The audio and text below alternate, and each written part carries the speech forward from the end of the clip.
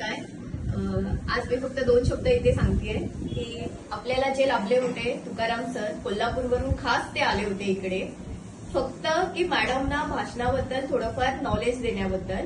आणि मला खूप कौतुक आहे की पहिला मॅडमचा कॉन्फिडन्स खूप लो होता. मॅडमचे जे आवाजातला जो उच्चार होता तो खूप हळू बोलायचे, नम्रतेपणे बोलायचे.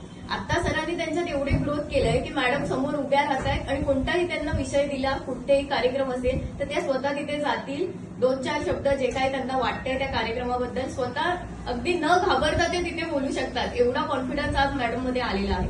5 दिवसांचा कार्यक्रम होता. पहिल्या दिवस मॅडम शून्यावरती होत्या, पण आज मी सांगू शकते की 5वा दिवस आहे. 5व्या दिवशी मॅडम मध्ये जास्तीत जास्त कॉन्फिडन्स दिसून आलाय. आणि आता त्यांना कोणताही विषय द्या, त्या कुठेही जातील, बिंदास बोलतील. त्यांना कोणाची सपोर्टची गरज नाहीये.